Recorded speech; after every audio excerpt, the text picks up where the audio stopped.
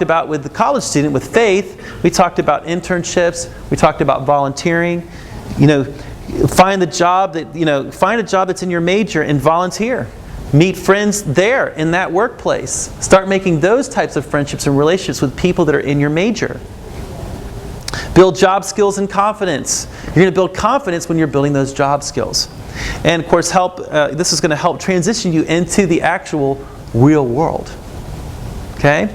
Involvement is key to having a sense of belonging, which is crucial to enjoying a college career. Schools have their own websites.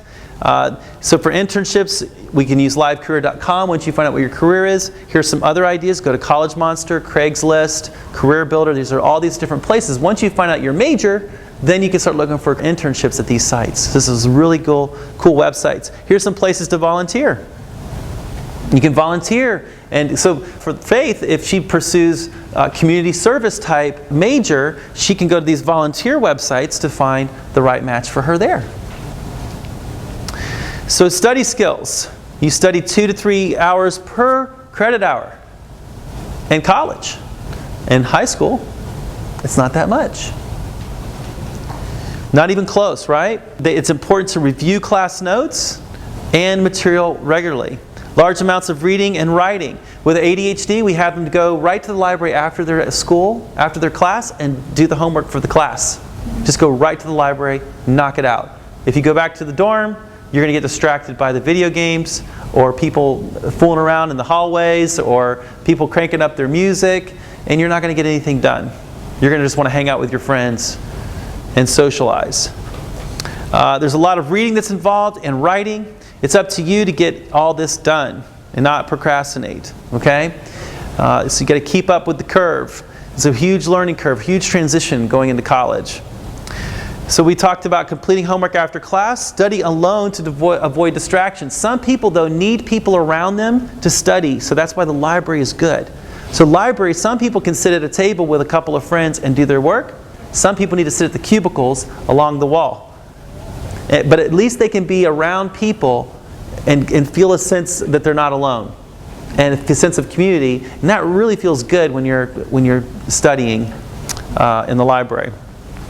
Don't leave the campus until everything is done. For students that have apartments, get it done. Leave as soon as you hear a lesson or a talk from your professor and you're going to get a homework assignment on it. When is it the freshest in your mind? Right then. So just knock out the homework assignment right then and there. And guess what? With college, it's awesome because you can email your assignment. You can upload it and the professor has it. Boom, it's done. You got it saved on your computer. If you email it to your professor, you've got proof that it was sent. So that if they lose it, boom, you resend that message and it has a timestamp of when it was sent and you don't lose credit. The real world has a work to play mentality. Knock out the work first, and then when the stuff is done, guess what? When you go to your apartment, when you go to your dorm, you can indulge in all those fun activities in your dorm, okay? And all those distractions you can indulge because you've finished everything that you were supposed to do. You got it knocked out, and you don't have to worry about it. Okay, away from friends, family and friends, so talked about learn how to cook some meals. And we're going to talk about what type of meals to cook. If you ask for help with the teacher, they're not going to ask you if you need help or anything, but ask for some help. There's also tutoring services available at your school. Don't just try to do it on your own. It's okay to ask for help. It's not a sign of weakness to ask for help. When you think about large corporations like Apple Computer, did Steve Jobs do it all himself? Did he create it all? Did he do it? No way. He's got tons of software programmers. He comes up with some ideas and he tells them look, this is what I wanted to do, and they write it. It's a team effort. So start learning now in college that this is a team effort, and that'll go a long way. Sometimes you buy a book and the teacher doesn't even use the textbook. So you really have to listen to the lectures. Then you wonder, why did I pay $125 for this book and not use it? They may lecture nonstop. They may not remind you to take notes or that there's going to be a test. It's on your syllabus the day you come that's online telling you when your tests are going to be, and you're going to show up, and if you didn't look on there on your syllabus and you didn't put it on your calendar, you're going to be embarrassed and you're not going to be able to perform the test. Now for ADHD, we'll set up testing for them outside of the classroom. They can go to a testing center. Most colleges have that. They also might change the syllabus, so you got to keep checking the syllabus.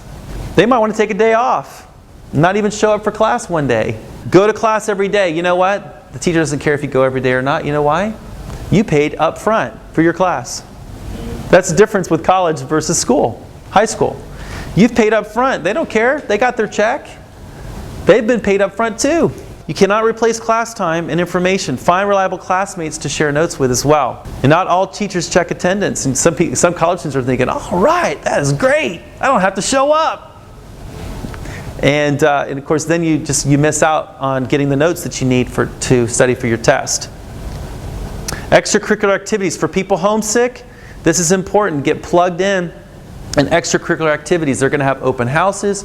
They'll have exhibits of different groups that are around the school. They'll have student government associations. They'll have intramural sports. They'll have clubs. And you can go and you can walk around and find something that you're interested in. The other cool thing is if you know your major, if you know what you're made to do, you can find clubs that tie into what you like to do. And all those things create a support system. There's FCA, Habitat for Humanity. There's American Red Cross. There's all kinds of, there's Crew. There's all kinds of great resources out there that you can get plugged into. Remember, grading style is different from teacher to teacher. You know, you can go to rateyourprofessor.com and you can find the cool professors. And if you register early, you might get a chance to be in the cool professor's class. But if you do not register early, everybody else is looking at rateyourprofessor.com for the best professors, and they are going to register early, and they are going to fill up that class. So you really want to get in there and register early. Extra credit's not always available, but you can ask the teacher. Do not wait till it's too late to get help. You know, the results count. The effort's not going to be as important as the results. Utilize teachers' office hours and teaching assistants' class time. So there are teachers' hours. Your advisors have hours as well. Friendships will break apart as friends move apart. Moving apart from your high school friends to college friends is a hard transition. But for most college students, they're not going to have a relationship with the people they went to high school with. It's going to be your college friends, so invest your time and energy into your college relationships. You can still keep in touch with your friends from high school, writing letters and phone calls. You can take those kind of initiative to help you through to bridge the gap, but really, try to make those new friends there.